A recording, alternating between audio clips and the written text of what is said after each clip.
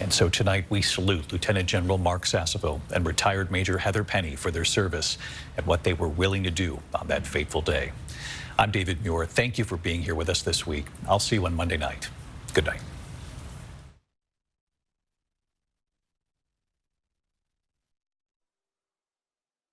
Leading the way with important local coverage. WISN 12 News at 6 starts right now. A flaw in the law. Unlicensed drivers racking up tickets and still driving. Owe this file to James Stratton of WISN 12. Tonight, Milwaukee city leaders taking action after a 12 News investigation.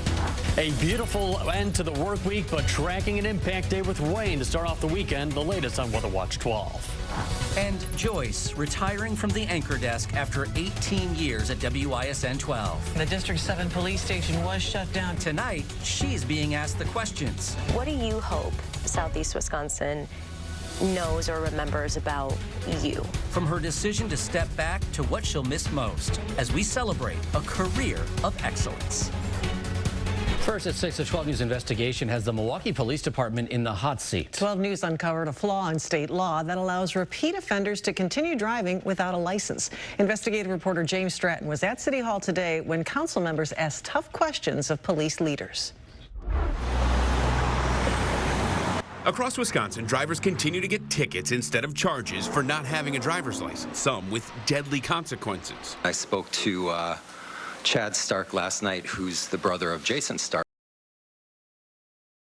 Tickets and no license when prosecutors say she hit and killed Jason Stark, a newspaper carrier heading to work earlier this month. Owe this file to James Stratton of WISN 12. Council members questioned police about the loophole after a 12 News investigation. So if I don't pay that first OWL fine and my status shows up as suspended, you're writing the suspension ticket. Correct. Is that wrong? It's what we're required to do. Police didn't start trying to fix it until we brought it to them. Was the communication made to the FPC at that point? No, it was not. To the mayor's What office? Exactly?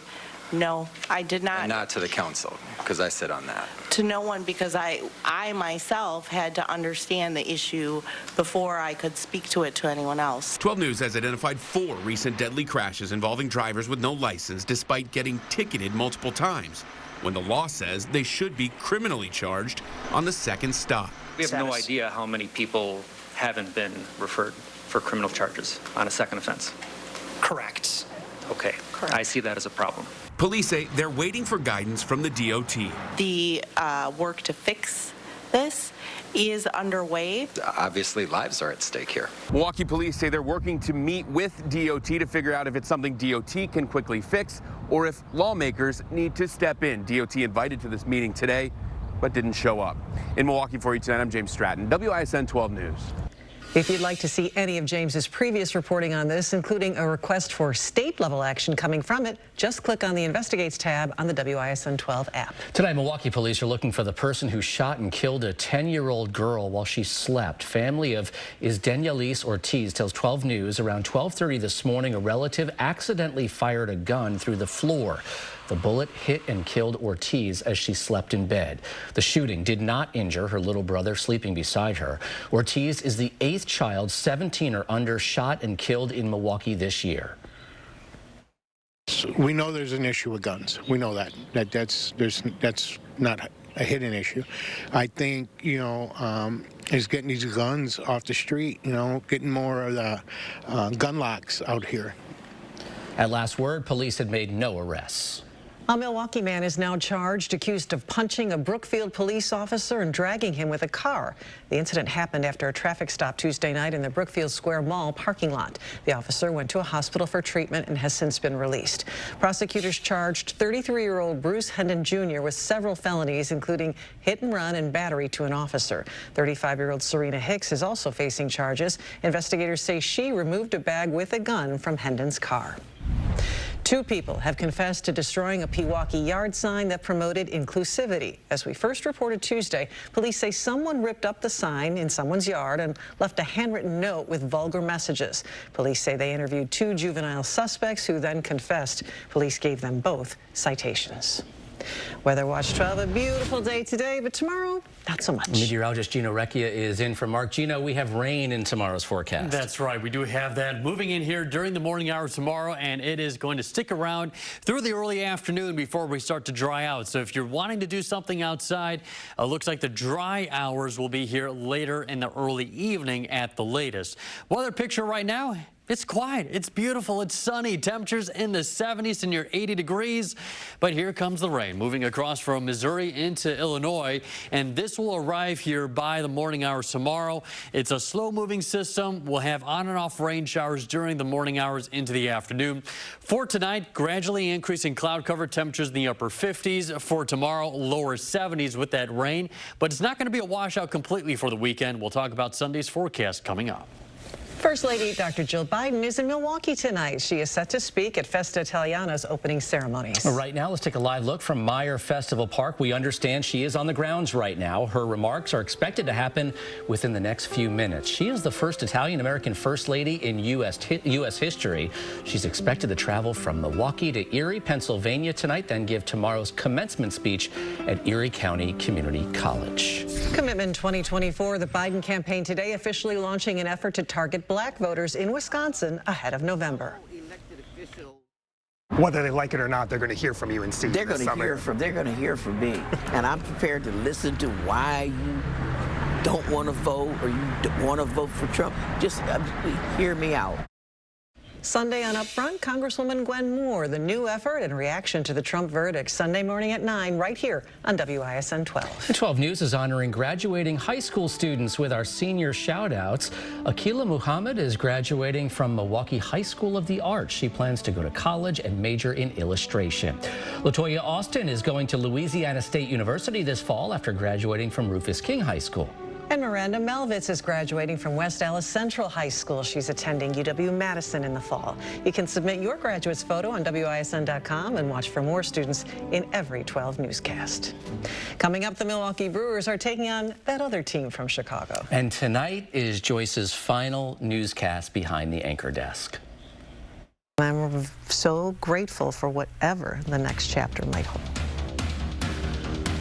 Coming up, she is the one being asked the questions from our own Deanna Gutierrez as we continue to celebrate a career of excellence and 18 years here at WISN 12. 3 straight days of dry weather. Tomorrow will not be the 4th, timing out the arrival of rainfall on Weather Watch 12. Coming up tonight on 12 News at 10.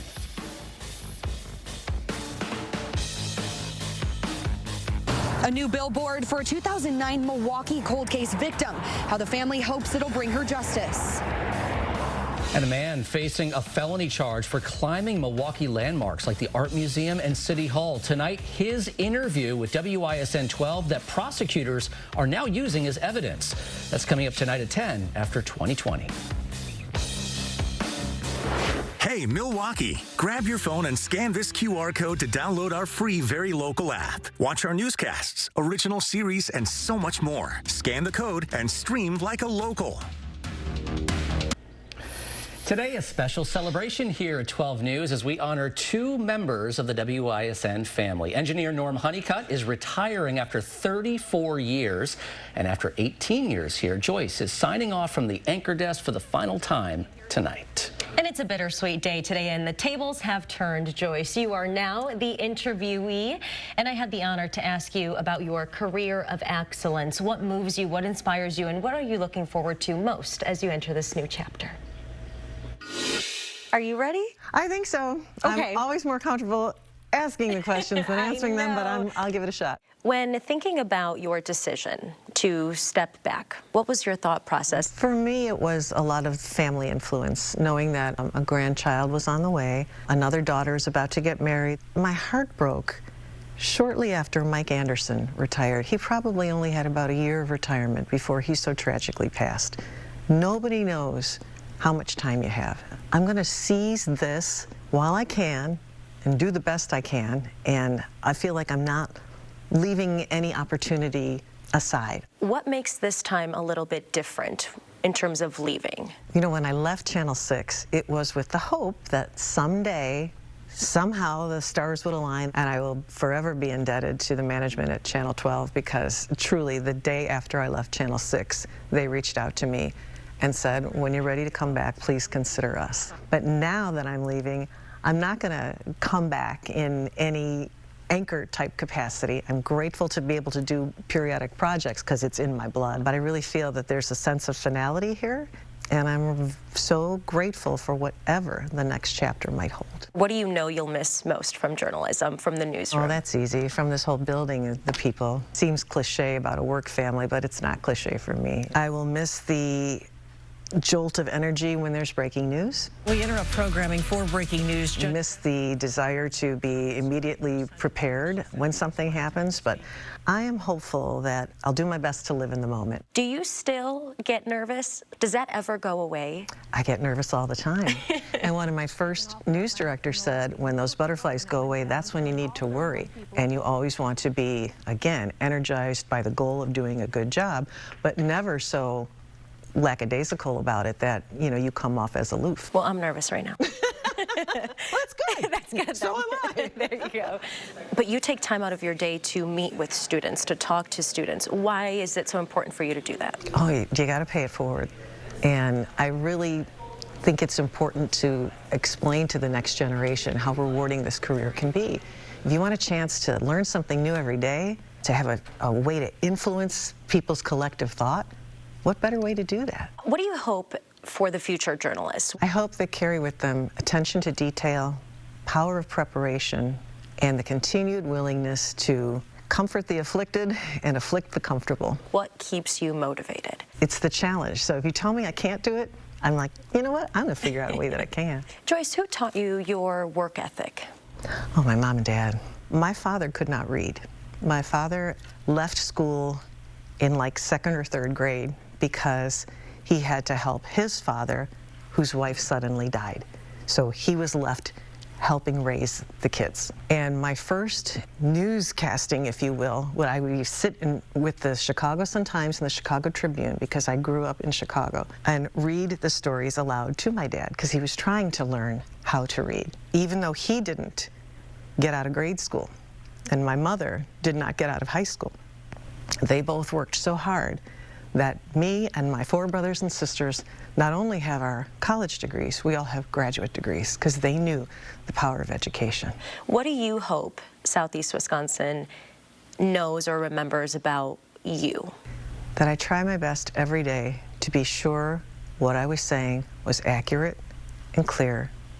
I paid attention to detail, I was prepared, and I respected their wisdom as an audience. I never took that for granted, and when they gave me their trust, I held it very carefully and did all I could to protect it. I just am so grateful to the people of southeastern Wisconsin for welcoming me, because I know that's the catalyst, and to the station for giving me the platform. I'm just blown away by the opportunities that I've had and the way I've been able to resonate with people over the years, and feel incredibly fortunate.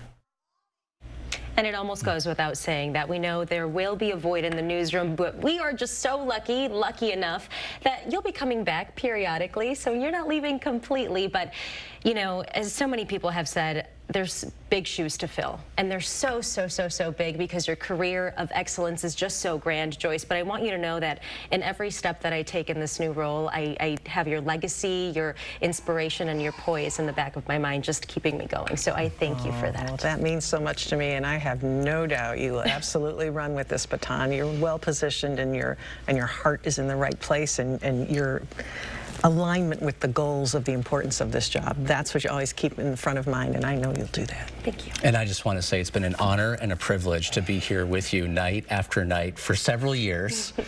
You're thorough, you care, you're passionate about this profession, and you mentioned in that piece about paying it forward. You pay it forward here in the newsroom as well. You lead by example. You're a natural teacher, and we're all learning from you. We learn from you every day, just watching you work. I know I'm a better journalist because of you, and I appreciate that. That means so much to me, and it's been my honor to work alongside you. I still love doing breaking news with you because we just have this language. Even when we're not saying anything, we know what's happening next. I'll miss that. Well, we're going to miss you too, but you will still be here for special reports as well, so just not on the anchor desk. You know, we have been celebrating Joyce all week right here on 12 News at 6. You can watch all of our segments right now on the WISN 12 app. I did want to say, you know, congratulations. Obviously, I've only been here for a few months, but it's always been an honor, especially because we're able to talk about our Polish heritage together, talk about Polish food, and even telling Mark in some of the days, like some of these random Polish holidays, like Śmiga Stingaś, and he'd look at me thinking I'm making words up, so I appreciate you telling him that I'm not losing my mind, and these are some real things. But yeah, it's been an honor to work with you. So you know what I have to tell you, right? What? Dziękuję. Dziękuję. There you go. You're welcome in Polish. Well, you know what? A beautiful day for your last day here at WISN with on the anchor desk. Gorgeous weather with some sunshine, but we do have a little bit of rain on the way. And just wanting to wrap up here in the May forecast, what we have seen, it has been the 9th wettest on record. As for temperatures, the 10th warmest. Our extremes were 84. That happened on the 12th, and 44, which happened just the other day where we had our morning low. It was a little chilly start to the day. A beautiful look right now in Waukesha at Carroll University, 72 degrees. We've got blue skies, but a little bit of high-level cirrus starting to work its way in here. Folks near at the Hotel Verdant looking like they're starting to enjoy nice weather as well, 71 degrees in Racine. We'll get up into the low 70s for tomorrow. Then on Sunday, after some rain showers tomorrow, we'll have some dry weather on Sunday. So that'll be the pick day of the weekend. Chance of thunderstorms both Monday and Wednesday, dry weather Tuesday, Thursday, and Friday. So how about June? It is tomorrow after all. We start off with an average high of 72. We get up to 81 by the end of the month. So that's something to look forward to, even though we've had plenty of some of those warmer temperatures. Here's what it's looking like for tomorrow.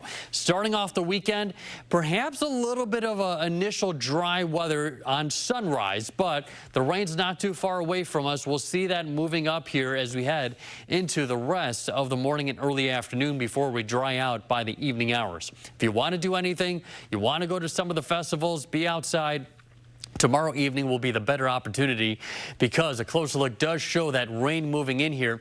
It's not going to be a complete washout. We'll have scattered showers on and off during the day. But keep in mind, with that, there could be some brief little moderate downpours at times. And then on Sunday, skies will start to clear and will start to dry out. Rain, no question out of the matter of fact that we do see quite a bit of rainfall for June, over about 4 inches. But look at last year, we had under 2 inches of rain. So we'll see how it shapes up. But we're starting off tomorrow, the first day of the month, with the rain in the forecast. 71s are high, back into the upper 70s inland on Sunday. A little bit cooler with that lake breeze along the lakeshore on Sunday. Upper 70s, low 80s on Monday. Chance of storms once again on Wednesday. Back into the mid 70s. Comfortable end as we wrap up the work week with highs right around a few degrees above normal. But it is looking more like that start of summer forecast for us. Sounds great. Thank you, Gino. Dario is here with sports. Brewers riding high. Look, they dispatched the Cubs easily, and now they have Chicago's other team this weekend. We'll take a look at that updated NL Central standings. Plus, one of the most controversial names in Major League Baseball retired earlier this week. What Pat Murphy had to say about Angel Hernandez stepping away next in sports. Thanks, Steph. I don't think too many people are so sad about him stepping away, but Joyce, you stepping away, I think a lot of people are going to be very sad about. What I'm going to miss most, your sense of humor and your laugh and your smile. People don't realize how funny she is. So I'm going to miss it. Thank you. I appreciate you saying.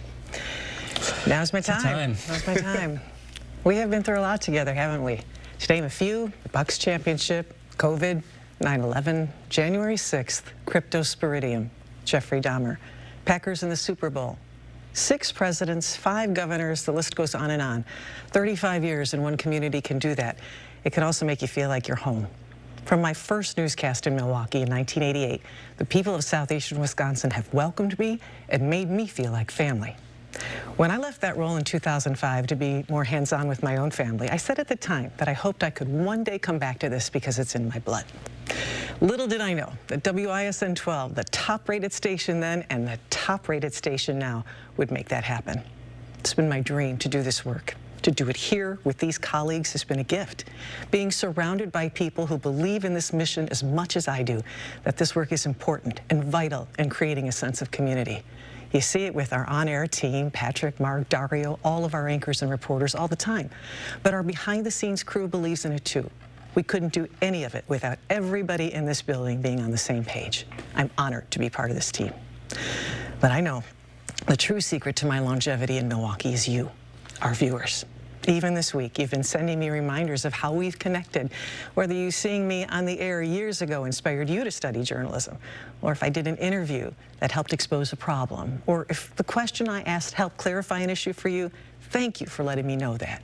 It makes me feel like this work matters to you too.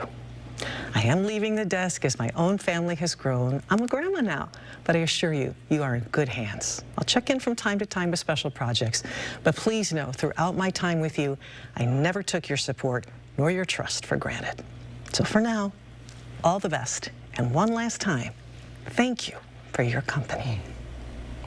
Well said. Thank you. I did it. I didn't lose it. We have the tissue box just in knew case. you were all ready. I didn't.